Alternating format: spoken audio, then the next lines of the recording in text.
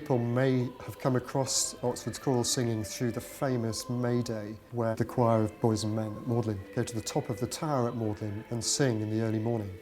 And this attracts enormous crowds around Magdalen and along Magdalen Bridge. And alongside that kind of famous tip of the iceberg of Oxford's choral activities, you have week by week in term time in a very large number of college chapels the regular work of the chapel choirs, most of which are mixed choirs. So actually there's a tremendous variety and richness and choice of music that one can hear the choirs performing on a regular basis through term in Oxford. The individual voices I have in the group are not meant to sound like each other. How could they? They come from different bodies, different personalities. The choirs in Oxford have basically 4 voice types. The basses are the underlying support. And my mum often comes to some of my concerts and she describes the basses as backing singers. And the sopranos have the tunes, which you might go away singing to yourself. And then the tenor and the altos, their inner parts, are the fillers in of harmony. By the time we get to 1500, you have already these 4 different segments of the vocal texture.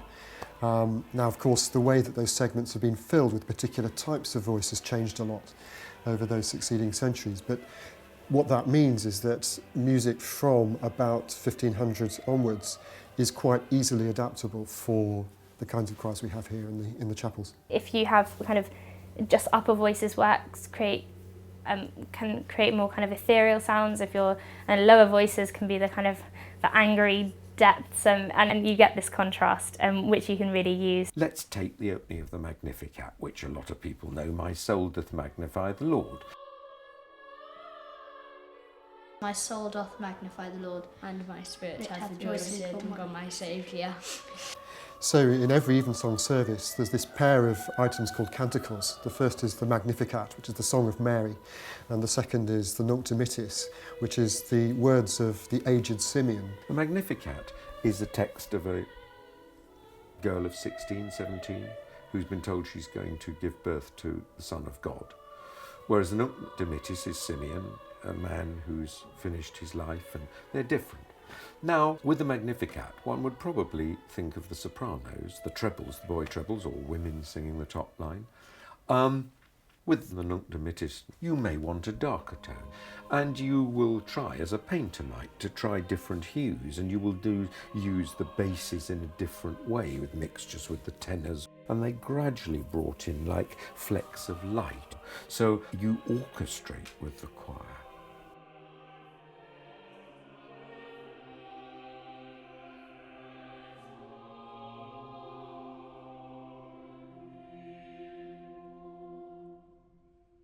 So the choral foundations in Oxford have boys instead of women, and I think the choral foundations are much older than the mixed voice choirs, and often were established with the college itself, so they're often ancient. And one of the attractions of boys choirs is the very characteristic pure sound that trebles have, which is completely different to the more mature and robust sound that women can often present. It's awfully easy, I think, for the general public to get sort of soppy about choristers because they wear this kit. But it's not a soppy business, I can tell you. It's really focused, concentrated, hard work. Yeah, I mean, all of us are really in a career at the moment coming over here X amount of times a day and singing a lot and playing instruments. Any choir worth its salt will be making sure that its members get some vocal tuition. So you build the musculature. That's a fitness thing. It's like, you know, how far can you run without sort of expiring? So you train and you find it's further, and then it's a bit further if you carry on training. The older you get, the better singing you are. Unless your voice breaks, then you've had it.